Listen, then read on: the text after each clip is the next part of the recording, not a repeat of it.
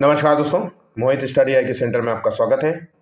आज हम सीडीपी के अंतर्गत जो मनोवैज्ञानिक प्रश्न होते हैं, मनोवैज्ञानिक, तो उनसे रिलेटेड जो है एक नए मनोवैज्ञानिक प्रश्न लेकर के आए हैं, जो है कोहलबर्ग का नैतिक विकास सिद्धांत, थ्योरी ऑफ मोरल डेवलपमेंट। ये क्या होता है और इस पे किस प्रकार के क्वेश्चंस आते हैं और किस प्रकार की थ्योरी आपको पढ़नी होगी। ठीक है, सब कुछ आपको थ्योरी प्लस एमसीक्यूज मिलेंगे। ऐसे क्वेश्चंस जो आपके प्रीवियस ईयर आधारित होंगे और बिल्कुल नए प्रश्न होंगे, ऐसे प्रश्न जो किसी भी किताबों में आपको नहीं देखने को मिलेंगे।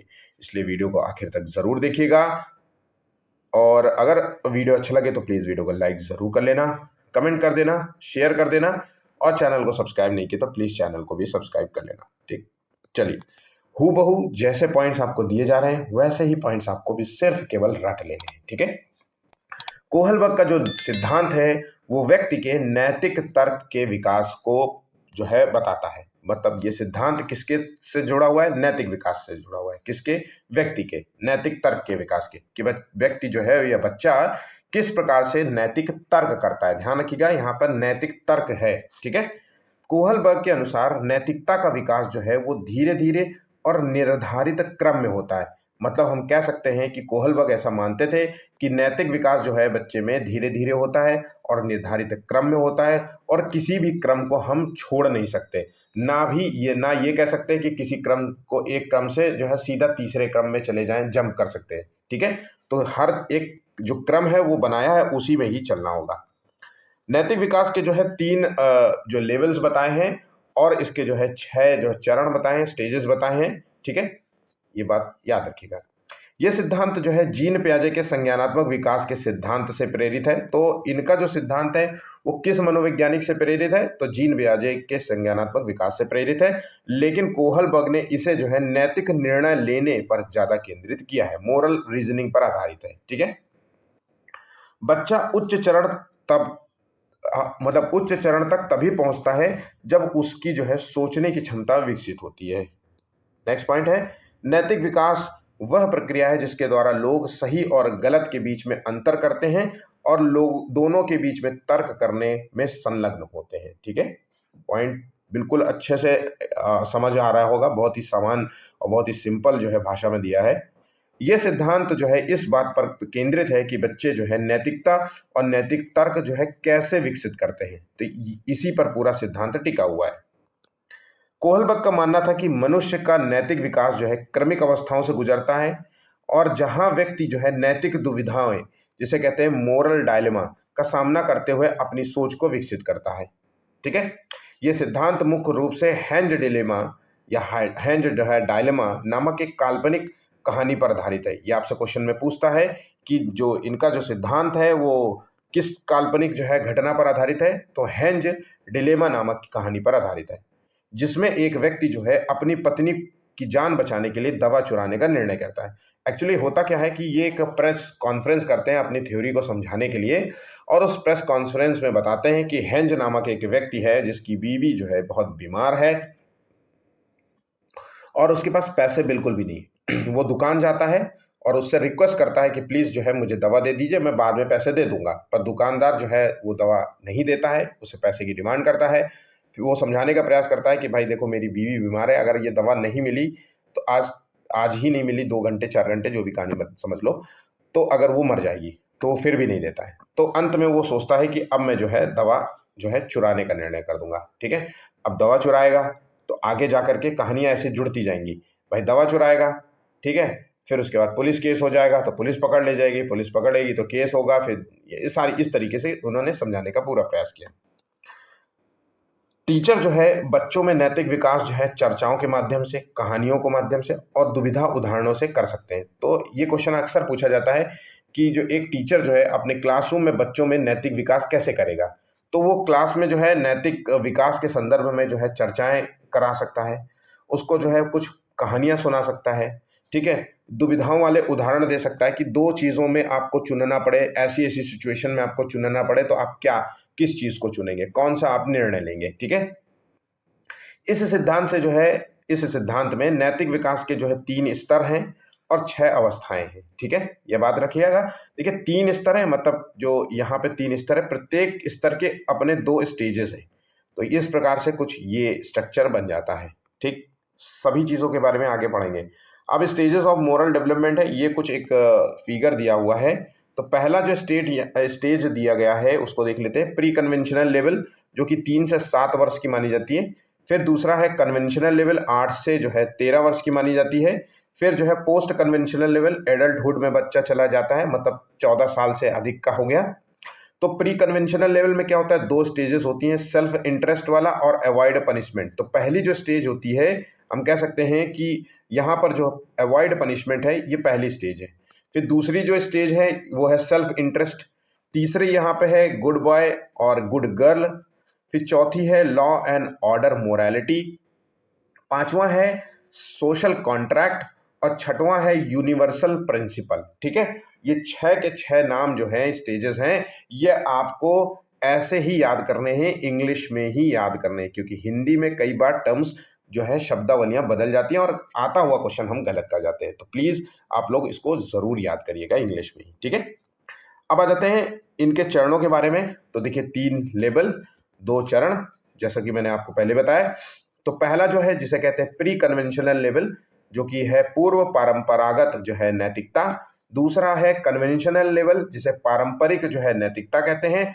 और तीसरा जो चरण है जिसे कहते हैं पोस्ट कन्वेंशनल लेवल, उत्तर परंपरागत नैतिकता। ठीक है, ये इसके चरणों के नाम हैं। ये पूरा आपको स्ट्रक्चर जो है बिल्कुल अच्छे तरीके से रटा हुआ होना चाहिए, रटा हुआ होना चाहिए, क्योंकि ये बहुत ही इंपॉर्टेंट है। ठीक है, अब आ जाते हैं पहला जो चरण है जिसे कहते हैं पूर्व परंपरागत नैतिकता, प्री कन्वेंशनल लेवल। इसमें क्या होता है, ये नैतिकता की प्रारंभिक अवधि मानी जाती है। प्रारंभिक अवधि मानी जाती है, ये लगभग 4 से 9 वर्ष तक की आयु चलती है। अच्छा देखिए, यहाँ पे 4 से 9 है और यहाँ पे 3 से 7 है। तो ये मत सोचिएगा कि ये पॉइंट गलत हो गया, या भाई मतलब एक एक नियर बाय जो है बताया गया है कि 3 से 4, 2 से 9, 4 से 9, ऐसे समझ लीजिए। ठीक है, तो इसके आसपास ही रखना है, ऐसा नहीं कि इसको इससे मर्ज कर दो, ये नहीं करना है आपको। ठीक है, बात यहां समझ गए। तो 4 से 9 वर्ष की आयु तक ये जो है स्टेज चलता है, और इस चरण में बच्चे जो है नियमों को डर और या इनाम और स्वार्थ की वजह से मानते हैं। तो मतलब जो नैतिक नियमों का पालन कर रहा है बच्चा, यहाँ पर नैतिक नियम इसलिए कर रहा है क्योंकि उसे डर है, कि डर है कि अगर मैंने नैतिकता का पालन नहीं किया तो मुझे डांट पड़ेगी, मार पड़ेगी, मम्मी मुझे मारेगी। ठीक है, नैतिक नियमों का इसलिए पालन कर रहा है क्योंकि उसे इनाम मिलेगा, टॉफी दी जाएगी, इसलिए वो कमरे में जाकर के किसी तुम्हारा दिया हुआ सामान वहां कोने में रख आता है, या फिर एक गिलास पानी ले आता है बच्चा। आपने अक्सर देखा, पानी ले आओगे तो मैं टॉफी दूंगा, चॉकलेट लेकर के आऊंगा। तो वो तुम्हारे कहना इसलिए मान रहा है क्योंकि उसे इनाम मिल रहा है। स्वार्थ है, मतलब यहाँ पे क्या होता है, इस स्टेज में बच्चा स्वार्थी होता है। तो वो सिर्फ केवल अपने पे ध्यान रखता है, पूरा अपना केंद्रित, कि मुझे क्या, मेरा स्वार्थ है, अगर तुम मुझे चॉकलेट दोगे तो मैं लाऊंगा, टॉफी दोगे तो मैं नहीं लाऊंगा। तो ये अपने स्वार्थ के लिए भी काम करता है। तो बात यहाँ पे समझ गए। तो यहाँ पे देखिए, जब इतना सब कुछ हो रहा है तो हम कह सकते हैं कि बच्चे में नैतिकता नहीं है। नैतिकता कैसे मिल रही है, उसको बाहर से मिल रही है। तो हम कह सकते हैं इस चरण में बच्चों को नैतिकता कहाँ से मिलती है, बाहर से मिलती है, और बच्चा उसी नैतिकता का पालन करता है। तो हम ये भी पॉइंट कह सकते हैं कि नैतिकता की अनुपस्थिति है, क्योंकि बाहर से मिल रही है। बाहर से कौन दे रहा है, उसके माता पिता दे रहे हैं। भाई बाहर से नैतिकता उसके माता पिता दे रहे हैं, उसके और भी जो सगे संबंधी हैं जो सही बातें उसको सिखा रहे हैं, उसके परिवार के जो अन्य सदस्य हैं वो भी सही बातें सिखा रहे हैं। ठीक है, स्कूल्स जो है वो आपको नैतिकता की पाठ बता रहा है कि क्या सही है क्या गलत है। आपने अक्सर देखा होगा प्री स्कूल में गुड बिहेवियर सिखाते हैं, है ना, good behaviour, bad behaviour, good touch, bad touch सिखाते हैं। तो ये सब यही इसी कॉन्सेप्ट से आता है। ठीक है, बच्चे जो है दूसरों के अधिकार और नैतिक संहिता को स्वीकार करते हैं, मतलब दूसरा जो कोई बता रहा होता है उसकी बात को स्वीकार कर लेते हैं। हाँ ठीक है, मैंने तुम्हारी बात मान ली, मैं समझ गया। ठीक है, बात यहाँ समझ गए। अब आ जाते हैं स्टेजेस की बात कर रहे हैं। तो ये तो मूल जो है पॉइंट्स मैंने बताया आपको पहले जो है लेवल के। अब यहाँ पे स्टेजेस जो दिया गया है, तो पहला जो स्टेज है वो है दंड तथा आज्ञा पालन, ओबीडियंट एंड पनिशमेंट। तो इस चरण में क्या होता है, बच्चा जो भी करने की कोशिश करता है उसका मूल लक्ष्य है दंड से बचना। ठीक है, तो दंड और आज्ञा पालन, ओबीडियंट एंड पनिशमेंट। तो पनिशमेंट से बचने के लिए वो आपकी आज्ञा का पालन कर रहा है। तो किस अवस्था में बच्चा स्वयं को परेशानियों से बचाना चाहता है, तो स्वयं को परेशानियों से बचाना चाहता है वो इसी अवस्था में होगा। ठीक है, ये क्वेश्चन है आपको। ठीक, यदि कोई कार्य दंड की ओर ले जाता है तो वो कार्य बुरा होगा, यदि पुरस्कार के लिए जाएगा तो वो कार्य अच्छा होगा। इस स्टेज में बच्चा ये मानता है। आज्ञा पालन का भाव दंड पर आधारित है। माता पिता के प्रति जो आदर और प्रेम दिखाता है वो दंड से बचने के लिए कई बार बच्चा दिखाता है। ठीक है। हेंज डिलेमा जो कहानी मैंने आपको बताई थी उसके अनुसार अब हम जो है उदाहरणों को इसी कहानी से समझेंगे।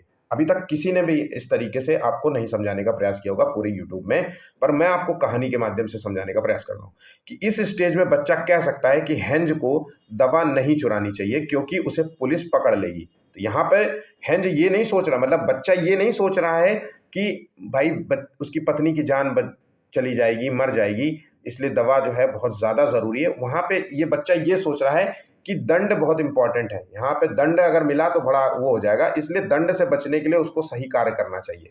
तो पुलिस उसे पकड़ लेगी, उसे जेल में भेज देगी। यहाँ पर फोकस जो है नैतिक मूल्य पर नहीं है, बल्कि इसका पूरा फोकस बच्चे का सजा पर आधारित है। ठीक है, ये उदाहरण अपने दिमाग में बिठाए रखना, ये बहुत ही काम की चीज है। ठीक है। अब स्टेज बी आता है, तो इसमें क्या होता है, mutual exchange and personal reward orientation इसे कहते हैं। मतलब हम व्यक्तिवाद या विनिमय कह सकते हैं। इसका दूसरा नाम है आत्म अभिरुचि तथा प्रतिफल अभिमुखता, self interest and reward orientation. ठीक है, तो इस चीज को भूलिएगा नहीं, ये सेल्फ इंटरेस्ट जो टर्म है यहाँ पे, और यहाँ पे पर्सनल रिवॉर्ड और म्यूचुअल एक्सचेंज है, ये बहुत ही इंपॉर्टेंट टर्म्स है। अब इस स्टेज में क्या होता है कि बच्चा जो है अपने व्यक्तिगत जो है दृष्टिकोण को ज्यादा ध्यान देता है, क्योंकि सेल्फ इंटरेस्ट है ना, तो यहाँ पे व्यक्तिगत दृष्टिकोण को ज्यादा ध्यान देता है। यहाँ पे बच्चा स्वार्थी होता है और नियमों को तभी मानता है जब उसके फायदे की बात हो। बच्चा अपनी जो है इंटरेस्ट को सबसे ज्यादा प्राथमिकता देता है, ये पॉइंट भी नोट कर लीजिएगा। इस चरण में जो बच्चा है वो नैतिकता का सौदा करता है। ठीक है, मतलब सेल्फ इंटरेस्ट के लिए नैतिकता का सौदा करता है। बच्चे को एक्सचेंज में क्या मिला, जैसे किसी कार्य के बदले टॉफी और चॉकलेट पाना। ठीक है, अब उदाहरण के तौर पे हम देखें, हेंज डिलेमा में व्यक्ति या बच्चा ये कह सकता है कि हेंज जो है दवा चुरा सकता है अगर उसे लगता है कि सजा कम है। अब देखिए यहाँ पे फायदे की बात कर रहा है, भाई चोरी कर लेनी चाहिए क्योंकि सजा का प्रावधान यहाँ पे कम है ना, और फायदा उसका ज्यादा है क्योंकि उसकी बीवी बच जाएगी। तो फायदे के लिए ये सब करने की बात कह रहा है। यहाँ पे नैतिकता अभी भी बात वैसी नहीं हो रही है, यहाँ पे अपने फायदे की बात सोचने के लिए कह रहा है। और आपने अक्सर देखा होगा कई लोग अपना फायदा इसलिए कर लेते हैं क्योंकि इसमें कोई प्रावधान ही नहीं है, बैक लूप है यहाँ पर, है ना, कुछ इसके जो बैक लूप है, तो वो चीजों के आधार पर जो है वो गलत कार्य कर लेते हैं। कई लोग देखिए करप्शन करते हैं इसलिए कि इसमें कुछ है ही नहीं, ऐसा ऐसा कोई प्रावधान ही नहीं बनाया गया है, या फिर कोई और तरीका बैकडोर जो है होता है ना, अंडर द टेबल कि भाई मैं ये काम कर दूंगा, तुम ये कागज सही से बनवा लेना, है ना, फिर उसके बाद मैं निश्चिंत हूं क्योंकि कागज तो तुमने बनाया है, वो तुम पे डाल दिया। बात यहां समझ रहे हो। नेक्स्ट यहाँ पे आ जाता है लेबल पारंपरिक नैतिकता, जिसे कहते हैं कन्वेंशनल लेबल। अब ये क्या होता है, 10 से 14 वर्ष, 8 से 14 वर्ष ले लीजिए, है ना, नियर यहाँ तक आसपास 1-2 साल का आगे पीछे। तो ये इस अवस्था में बच्चा जो है किशोरावस्था में विकसित होती है। अब ये क्वेश्चन कई बार पूछा गया है, ध्यान रखिएगा, ये कई बार पूछा गया है कि निम्नलिखित में से जो नैतिकता के कुछ क्वेश्चन दे देगा, उसमें बताएगा कि किस में जो है किस अवस्था में जो है ये नैतिकता डेवलप होती है, तो किशोरावस्था में डेवलप होती है। ठीक है, बच्चा जो है व्यक्ति या समाज के नियमों और दूसरों की स्वीकृति पर ध्यान देता है, अर्थात पारंपरिक नियमों पर चलता है। तो यहाँ पर क्या है, पारंपरिक नियम क्या है, अच्छे बॉय बनो, अच्छे बच्चे बनो, अच्छे लड़की बनो, है ना, बुरा काम मत करो, गंदी हरकतें मत करो।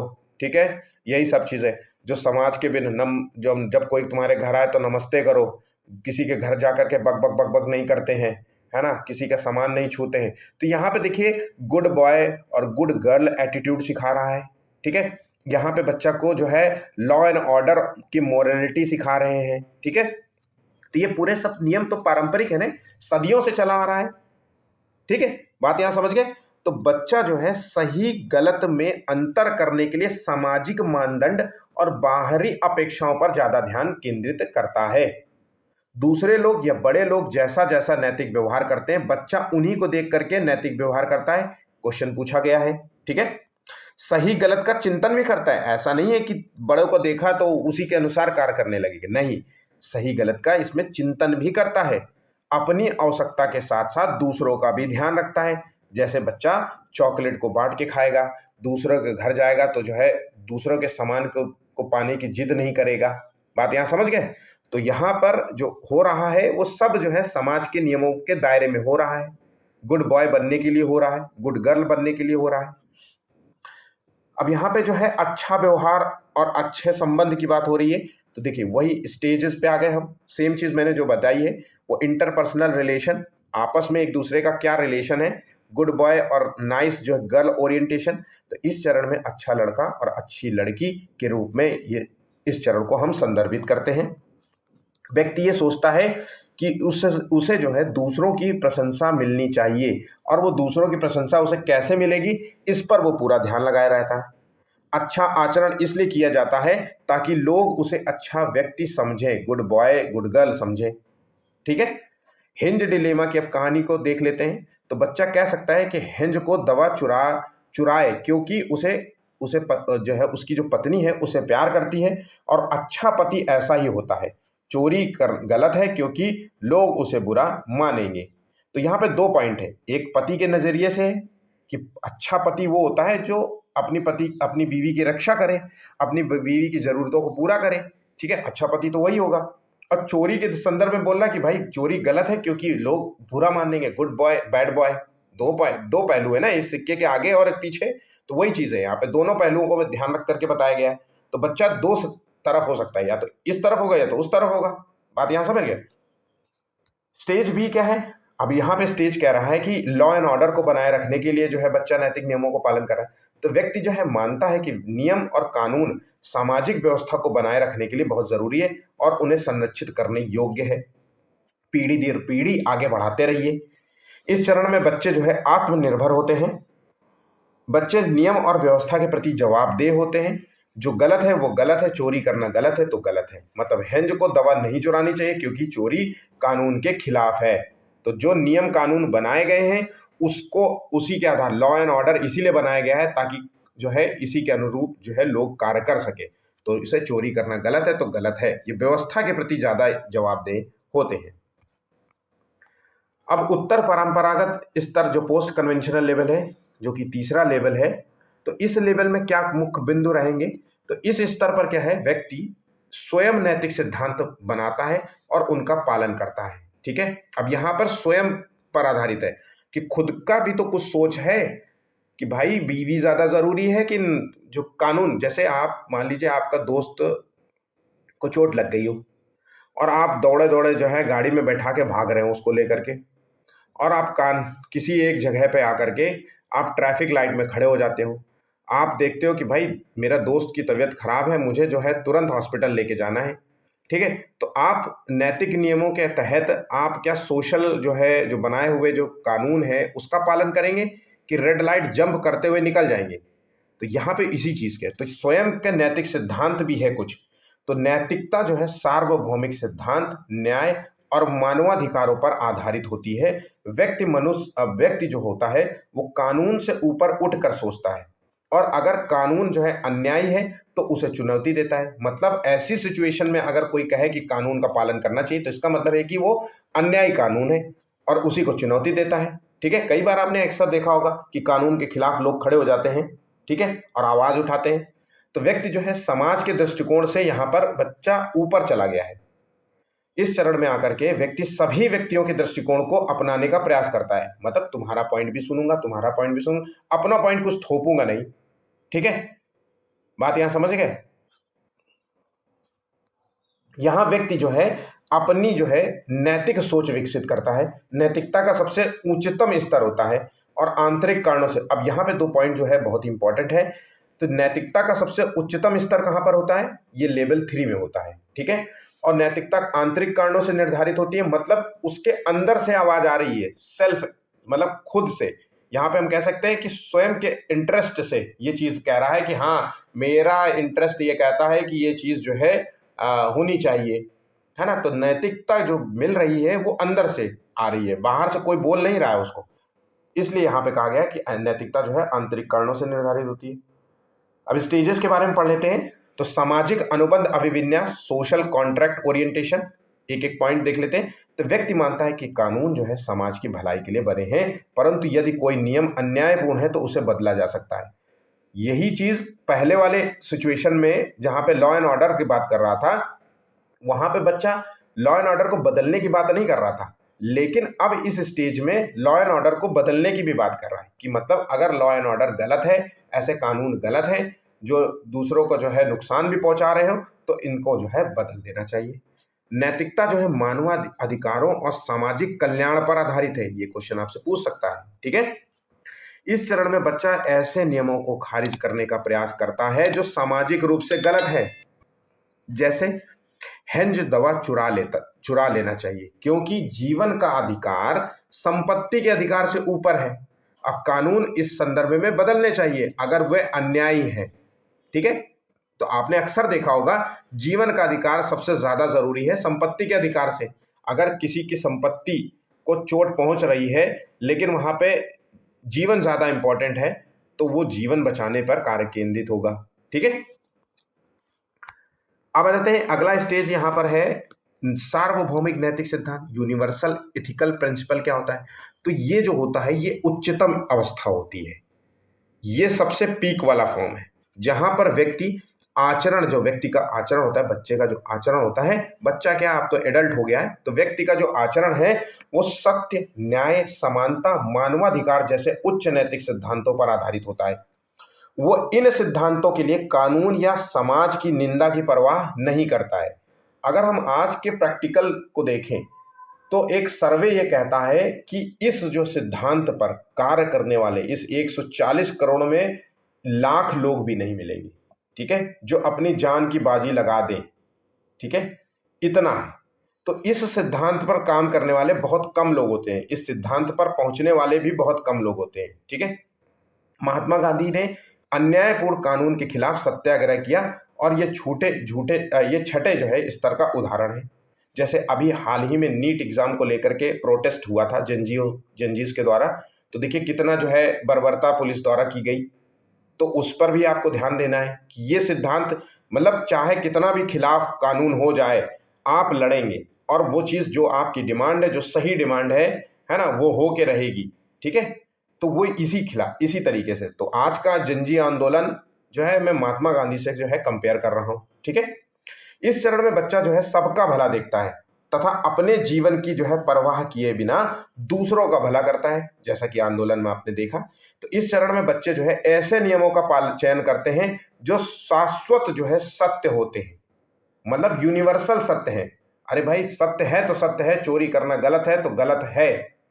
ठीक है, खून करना गलत है तो गलत है, अब उसके लिए कुछ सही नहीं हो, इफ और बट कर सकते हैं। ऐसा नहीं है कि भाई खुद का ऐसे खून नहीं किया, लेकिन आप अपनी आत्मरक्षा, मेरे घर में जो है दो लोग घुस गए थे चाकू लेकर के और ऐसी सिचुएशन बन गई थी कि मुझे जो है उनको मारना पड़ गया। मान लीजिए मेरे ड्रॉल में जो है मेरे पास गन थी और मैंने देखा, मुझे मौका मिला, मैंने गन चला दी, दोनों मार दिए गए। तो ये उस सिचुएशन की बात कर रहा है। ठीक है, यह अवस्था जो है बच्चों की अंतःकरण की ओर अग्रसर है। अब ये प्रश्न आपसे पूछेगा कि कॉन्साइंस से किससे जुड़ा हुआ है, तो ये कौन सी अवस्था जुड़ी हुई है? तो आपको पता होता है कि ये जो अवस्था है ये अवॉइड पनिशमेंट, या सॉरी माफ करना, ये यूनिवर्सल जो है प्रिंसिपल पर आधारित है। ठीक है, दवा चुराए क्योंकि जीवन बचाना सार्वभौमिक नैतिक सिद्धांत है, भले कानून कुछ भी कहे, विवेकपूर्ण हमें निर्णय लेना है। अब देखिए यहां पर नैतिक सिद्धांत जो है मोटा मोटी तौर पे खत्म हो जाता है। अब यहाँ पे कुछ सिद्धांत की आलोचना भी हुई है जो आपने अक्सर प्रश्नों के रूप में देखा होगा। तो एक तो ये जो इनका जो नैतिक विकास का जो सिद्धांत है वो जेंडर बायस्ड है, मतलब ये जो है मेल पुरुष को ज्यादा जो है महत्व देता है फीमेल के मुकाबले। जो भी एग्जाम्पल दिए गए वो पुरुषों पर आधारित थे। जो प्रेस कॉन्फ्रेंस हुई थी तो उसमें क्या है कि भाई साहब ने, कोहलबर्ग ने जो भी एग्जाम्पल्स दिए वो पुरुषों का ध्यान में रख करके दिए। अब पुरुषों का नैतिक स्तर दूसरा है, महिलाओं का नैतिक स्तर दूसरा है, नैतिक सोच दूसरी है। सोच ही तो नैतिकता है, जब सोच ही दूसरी है तो फिर नैतिक निर्णय कैसे होगा? तो कैरोल गिलिगन नाम के एक मनोवैज्ञानिक थे जिन्होंने कोहलबर्ग के सिद्धांत को केवल पुरुष केंद्रित कहा। महिलाओं की नैतिक सोच को इन्होंने कहा कि भाई इन भाई साहब ने महिलाओं की नैतिक सोच को नजरअंदाज किया है, महत्वपूर्ण नहीं माना है। ये पॉइंट आपके दिमाग में अच्छे से भरा होना चाहिए। फिर उसके बाद इन्होंने ये भी कहा कि भाई इनका जो सिद्धांत है वो कल्चरल बाइज्ड है, मतलब इन्होंने जो इनका जो सिद्धांत है वो पश्चिमी समाज के लिए सबसे ज्यादा उपयुक्त है, सभी संस्कृतियों पर समान रूप से नहीं लागू है। जैसे इन्होंने जितना भी कुछ एग्जाम्पल दिया वो पश्चिमी समाज को लेकर दिया। अरे तो भाई अफ्रीका भी है, उस वहां पर नैतिकता के कुछ मानक अलग हो सकते हैं, एशिया में मानक अलग हो सकते हैं, इंडिया में मानक नैतिकता अलग हो सकते हैं, उनकी थ्योरीज अलग हो सकती हैं। तो सभी चीजों के जो है एग्जाम्पल्स लेने चाहिए थे, पर उन्होंने ऐसा नहीं किया। कोहलबर्ग ने, एक तरीके से हम कह सकते हैं कि कोहलबर्ग ने जो सांस्कृतिक पहलू है उसको महत्व नहीं दिया था। ठीक है, ये पॉइंट आपको नोट कर लेना है। नैतिक व्यवहार बनाम नैतिक सोच, तो कोहलबर्ग का जो सिद्धांत है वो नैतिक सोच पर केंद्रित है।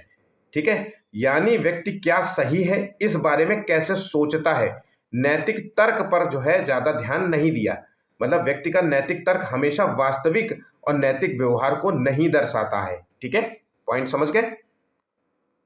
अब जो है कोहलबर्ग के सिद्धांत में कुछ प्रयोग की जाने वाली जो शब्दावलियां हैं उनको पढ़ लेते हैं। तो नैतिकता क्या है, तो नैतिकता अक्सर आपसे पूछा जाता है नैतिकता है क्या।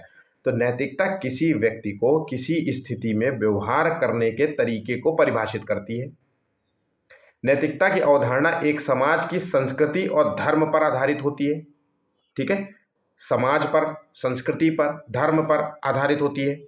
तो किसी धर्म में नैतिकता यह है कि जीव हत्या नहीं होनी चाहिए, जैसे जैन समुदाय में बात कर रहे हैं। लेकिन किसी धर्म में जो है वो, चाहे वो हिंदू धर्म हो चाहे वो मुस्लिम धर्म हो, इन धर्मों में जीव हत्या करते हैं, चिकन बना बना के खाते हैं, दनादन खाते हैं। ठीक है, तो ये चीजें हैं। नेक्स्ट पॉइंट है यहाँ हिंज की दुविधा।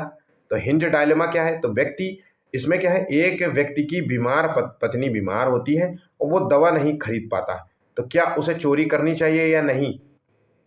उत्तरों के पीछे की सोच, तर्क को नैतिक स्तर माना गया है, ना कि हाँ या ना को। मतलब यहां पर जो ज्यादा ध्यान दिया गया है कि भाई उस जो भी तुमने उत्तर चूज किया है कि मुझे नैतिकता नहीं करनी है ना, मुझे नहीं चुराना है, तो इसके पीछे हाँ या ना नहीं कि नहीं चुराना है, इसके पीछे तर्क बताओ कि इस पर सोच तुम्हारी क्या रही है, क्यों नहीं चुराना है, इस पर ज्यादा ध्यान है। नैतिकता द्वंद्व और नैतिक दुविधा, मोरल डायलेमा, ये शब्द आपको पता होना चाहिए। नैतिक दुविधा क्या होती है, तो ऐसी स्थिति पड़ती है कभी कभी हमारे पूरे जीवन काल में, कई बार ऐसा होता है कि हम दो या दो से अधिक नैतिक सिद्धांतों में हमारा टकराव रहता है। जैसे माता पिता में आप सबसे ज्यादा प्यार किसे कहते हैं, चॉकलेट और आइसक्रीम में से सबसे ज्यादा पसंद क्या है, वही आपको एक चीज मिलेगी। तो कई बार बच्चा कहता है अरे मुझे तो दोनों पसंद है, मुझे तो दोनों चाहिए, अब वो रोने लगता है। तो बात यहां समझ गए, तो इसी को कहते हैं नैतिक दुविधा। बच्चा यहाँ पे नैतिक दुविधा में पड़ जाता है। ठीक है, प्रश्न है कि हिंज जो है चोरी नहीं करेगा तो उसकी पत्नी मर जाएगी, और अगर चोरी की तो उसे पुलिस पकड़ लेगी, जेल में बंद कर देगी, तब भी वो अपनी पत्नी का ध्यान नहीं रख पाएगा। तो यहाँ पे दुविधा वाली सिचुएशन बन जाती है। ठीक है, नैतिक तर्क क्या होता है कि यहाँ पर सही और गलत बताने के सामान्य सिद्धांतों पर तर्क करना नैतिक तर्क है। मतलब सही और गलत में सही की तरफ जाने का रास्ता क्या है, इस पर तर्क देना। ठीक है, उसी को कहते हैं नैतिक तर्कना या फिर मोरल रीजनिंग कह सकते हैं। हिंज ने अपनी पत्नी की जान बचाने के लिए चोरी करने का निर्णय लिया और इस पर तर्क दिया कि भाई मेरी बीवी की जान ज्यादा इंपॉर्टेंट है, ये चोरी नहीं। तुम्हारे जेल में मैं काट लूंगा सजा, लेकिन मेरी पत्नी सबसे ज्यादा इंपॉर्टेंट है मेरे जीवन में, है ना। ये सारी चीजें हो सकती हैं। ठीक, अब देखिए यहां पर तो जाकर के आपके थ्योरी कंप्लीट हुई है।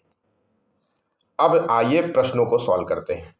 फटाक से प्रश्नों को सॉल्व करेंगे और बहुत ही आसान से तरीके से सॉल्व करेंगे। मैंने इतना कुछ पढ़ाया है तो मुझे उम्मीद है कि आपको चीज़ें समझ में आई होंगी। तो प्लीज़ एक बार वीडियो ज़रूर लाइक कर देना। बहुत मेहनत से बनते हैं ये सारे नोट्स आप लोगों के लिए, और इतने सरल भाषा में पॉइंट्स लिखा दे रहा हूँ।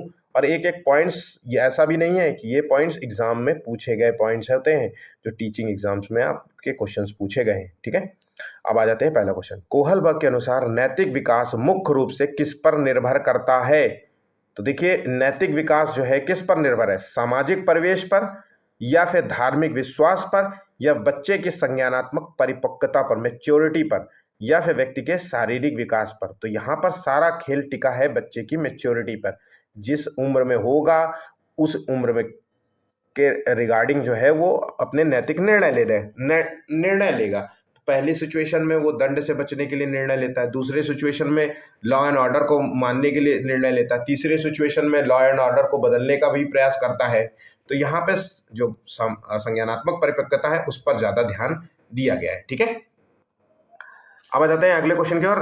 कोहलबर्ग के नैतिक विकास के विचार जो है कितने स्तर हैं? तो 3 स्तर हैं, यह हम सभी को पता है। 3 स्तर हैं, तो ऑप्शन यहाँ पे pre conventional level, conventional level और पोस्ट कन्वेंशनल लेवल। ठीक है, अच्छे से याद होना चाहिए। एक बच्चा जो है कुछ घरेलू कार्य करने के लिए प्रोत्साहन की मांग करता है, मतलब मैं तुम्हारा ये काम कर दूंगा लेकिन मुझे कुछ दे दो, यही प्रोत्साहन है। तो यहाँ पर बच्चा किस चरण में है? अब देखिए, कुछ कार्य के बदले वो क्या कह रहा है मुझे, तो यहाँ पे सोचिए समझिए। तो ये चरण है पहला, तो ध्यान रखिएगा, चरण पहला जिसे कहते हैं प्री कन्वेंशनल लेवल। और यहाँ पे 2 हैं, यहाँ पे जो पहला जो मैंने आपको बताया था अवॉइड पनिशमेंट, यहाँ पे सेल्फ इंटरेस्ट जो था पॉइंट।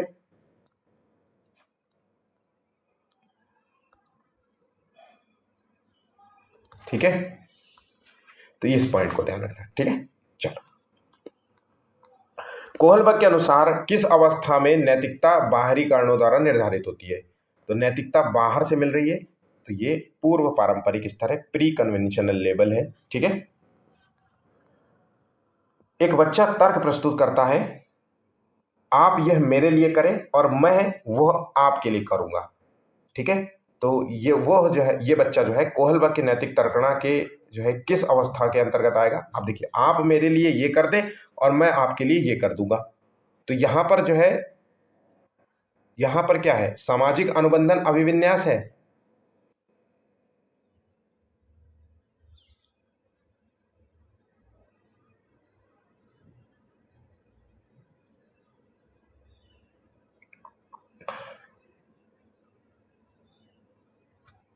आंसर है ऑप्शन ए।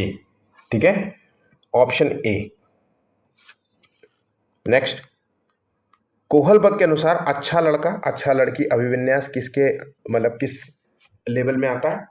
तो इसका उत्तर दीजिए, अच्छे से पता होगा ये पॉइंट, इसका उत्तर आपको कन्वेंशनल लेवल स्तर पर आएगा। यदि कोई नियम समाज के हित में नहीं है और उसे बदला जा सकता है, तो ये कोहलबर्ग के किस स्तर का संकेत देता है? तो समाज के हित के लिए नहीं है, मतलब और उसे बदलना बहुत जरूरी है ना? तो ये अवस्था जो है कहां पर है? तो ये पोस्ट कन्वेंशनल लेवल है। ठीक है, तो उत्तर पारंपरिक स्तर कहलाता है। तो यहां पर क्या होता है कि जो समाज के बनाए हुए नियम हैं उसको जो है व्यक्ति बदलने का प्रयास करता है। ठीक है, नेक्स्ट, कोहलबर्ग के सिद्धांत नैतिक निर्णय लेने की प्रक्रिया से संबंधित है। ये बात बिल्कुल सही है, तो ये नैतिक निर्णय लेने की प्रक्रिया से संबंधित है। कारण दिया गया है कि उन्होंने अपने अध्ययन में हिंज दुविधा का प्रयोग किया है। ये भी पॉइंट बिल्कुल सही है, मैंने हिंज दुविधा वाला एग्जांपल्स भी कई बार कराए हैं आपको, पूरा जो है एग्जांपल्स उसी के ही मैंने दिए हैं। इसलिए हम कह सकते हैं कि आर और दोनों, ए और आर दोनों सही हैं। ए मतलब एजर्शन और आर मतलब रीजन, और आर ए की सही व्याख्या भी कर रहा है। ऑप्शन ए यहाँ पे सही होगा। अच्छा, एक बात याद रखिएगा, ये कारण और कथन वाले जो क्वेश्चंस होते हैं ये बहुत पूछे जाते हैं। कम से कम पूरे पेपर में 7, 8, 10, 12 तक क्वेश्चन पूछे जाएंगे, और ये अच्छे खासे क्वेश्चंस होते हैं जो बच्चे गलत करते हैं। तो मैं इसका एक पूरा प्रॉपर आपको दूंगा क्वेश्चन। ठीक है, सिर्फ इसी के क्वेश्चंस होंगे, तो अच्छे से तैयार कर लेना है। ठीक है, चलो। हिंज दुविधा का उपयोग करने वाले कोहलबर्ग के मूल शोध में निम्नलिखित में से किस पहलू का मूल्यांकन करने पर सबसे ज्यादा जोर दिया है? तो देखिए, 9वें क्वेश्चन का उत्तर दीजिए, किस पर सबसे ज्यादा जोर दिया है? तो यहां पर देखिए, व्यक्ति द्वारा चुना गया अंतिम निर्णय चोरी करना है या नहीं करना है, इस पर है? नहीं। निर्णय के पीछे तर्क क्या है, इस पर ज्यादा जोर दिया है। हाँ और ना का उत्तर नहीं चाहिए, आपने निर्णय क्यों लिया है और इसके पीछे का तर्क क्या है, इस पर ज्यादा जोर दिया गया है। ठीक है, यदि कोई व्यक्ति किसी कानून को इसलिए तोड़ने का फैसला करता है क्योंकि उसे यह अन्यायपूर्ण मानता है और उसके व्यक्तिगत विवेक के खिलाफ है, भले ही उसके लिए उसे सजा मिलने का जोखिम हो, कोहलबर्ग के उच्च नैतिक स्तर का जो बच्चा है उच्चतम नैतिक चरण का प्रदर्शन कर रहा है। मैंने आपको पहले ही बताया था कि अभी हाल ही में जो जेनजी आंदोलन हुआ है धर्मेंद्र प्रधान को हटाने को लेकर के, तो वो इसी पर आधारित है। चाहे कितने लोगों को सजा मिली, कितने लोगों को चोट पहुंची, लेकिन वो अन्यायपूर्ण जो कानून था उसको हटाना था। ठीक है, जवाबदेही सरकार की निश्चित तय करनी थी, तो इस पर आधारित ज्यादा था। तो ये कौन सा होगा, तो यहां पे आंसर तो आपको पता चल गया होगा, इतना आंसर बताया है तो फिर। ठीक है, तो ये जो है चरण है छठवां, लास्ट, बिल्कुल जिसे कहते हैं यूनिवर्सल प्रिंसिपल। गलत है तो फिर गलत है, उसको बदलूंगा भी। ठीक है, तो छठवें चरण में कोहलबर्ग के सिद्धांत के अनुसार किसी कार्य को इसलिए करना क्योंकि दूसरे इसे स्वीकृति देते हैं, निम्न नैतिक विकास के डॉट डॉट चरण को दर्शाता है। अब देखिए, किसी कार्य को इसलिए करना है क्योंकि दूसरा लोग जो है इसको जो है स्वीकृति दे रहे हैं, समाज इसको स्वीकृति दे रहा है, इसलिए मैं ये कर रहा हूं। ठीक है, समाज के बनाए हुए नियम कर रहा हूं, तो इसका मतलब प्रथागत। यहां पे ये स्टेज है कन्वेंशनल लेवल। बात यहां समझ गए, कन्वेंशनल लेवल। और कन्वेंशनल लेवल में कौन सा है, लॉ एंड ऑर्डर, मोरालिटी।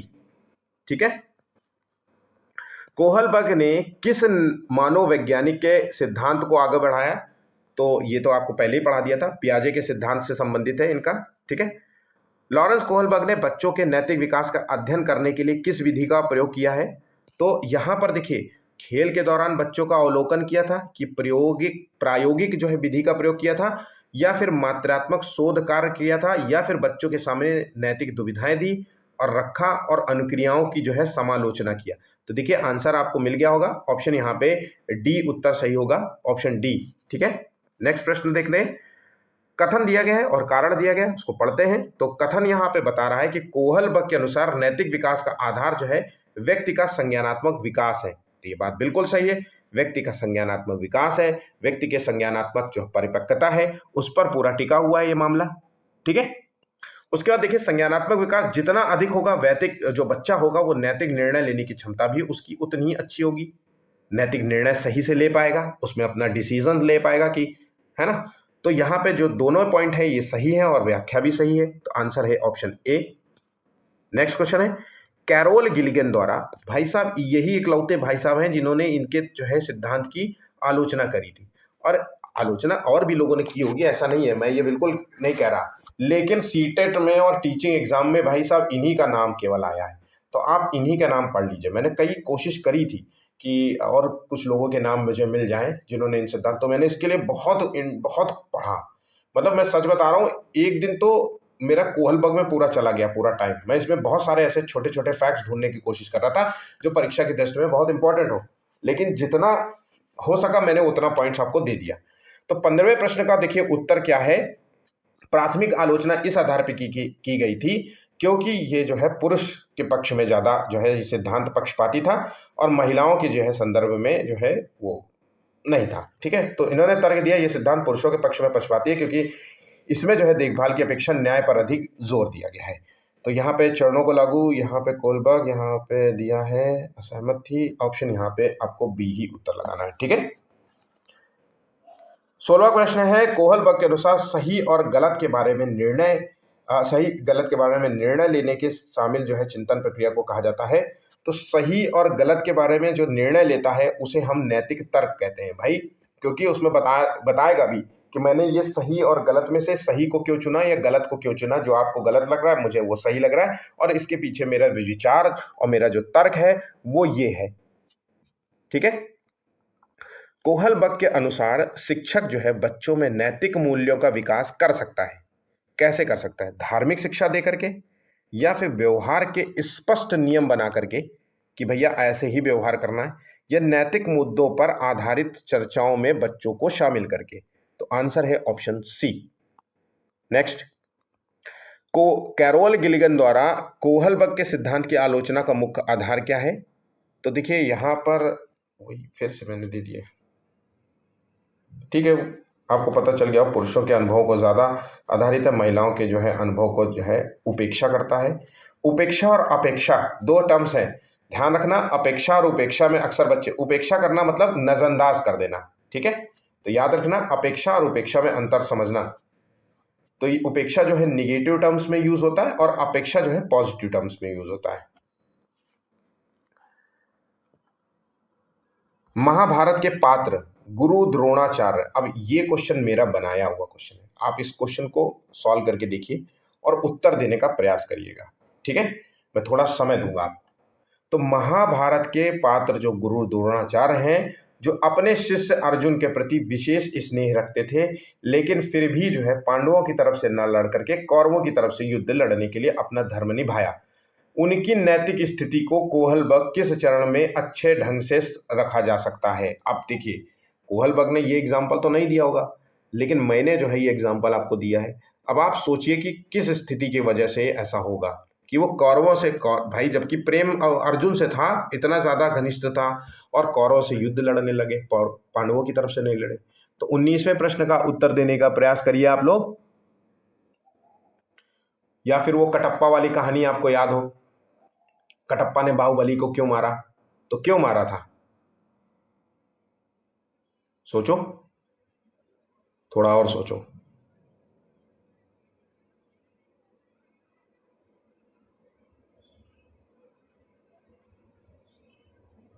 तो यहां पर जो था वो लॉ एंड ऑर्डर था, ठीक है, जिसे कहते हैं कानून और व्यवस्था, चरण 4। अब ये क्यों होगा कि भाई देखो, द्रोणाचार्य भाई साहब क्या है, वो हस्तिनापुर के जो राजा थे उनके सेनापति थे, ठीक है। तो सेनापति होगा तो पैसा भी पाता होगा, सैलरी भी पाता होगा। तो भाई जब पैसा मिलता होगा, सैलरी मिलता होगा, पिता के प्रति जो है, मतलब कौरवों के पिता से जो है वेतन प्राप्त कर रहे हैं, सम्मान प्राप्त कर रहे हैं, तो उनका जो नैतिक धर्म कहता है कि भाई युद्ध जो है उन्हीं से लड़ें, मतलब उन्हीं के साथ लड़ेंगे, है ना, दूसरों के खिलाफ लड़ेंगे। तो कानून जो बनाया गया है वो इसीलिए कटप्पा ने बाहुबली को इसलिए मारा था क्योंकि जो राजा था, राजा ने जो है उसको वचन लिया कि भाई तुम मुझे बाहुबली को मार दो। तो उस वचन का पालन करने के लिए, मतलब लॉ एंड ऑर्डर जो मोरालिटी है, उससे बाहर वो जा ही नहीं पाया, सही और गलत की पहचान ही नहीं किया उसने, सिर्फ केवल जो बनाए हुए कानून था, जो राजा का आदेश था, उसको पालन किया, ठीक है। तो आंसर हो गया ऑप्शन सी।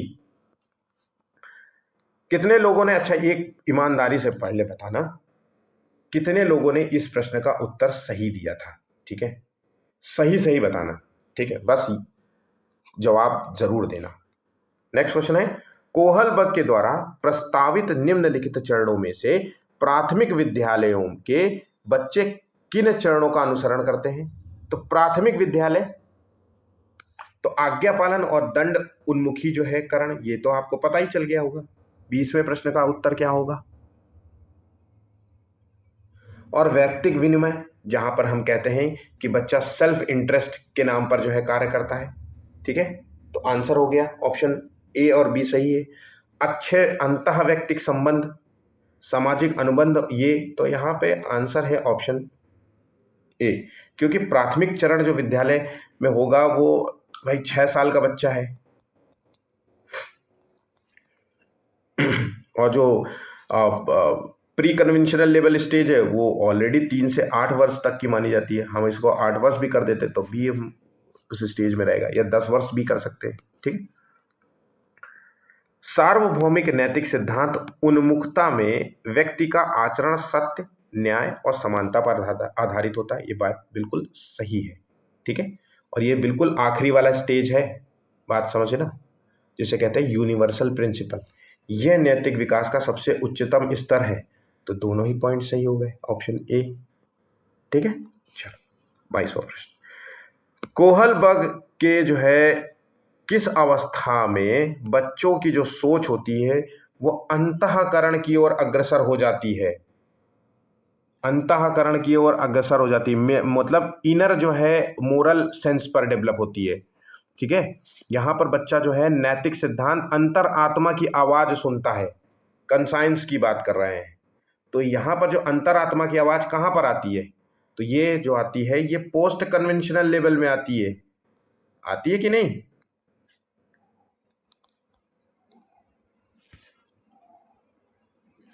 तो उत्तर परंपरागत नैतिक स्तर इसका सही आंसर हो जाएगा ऑप्शन सी।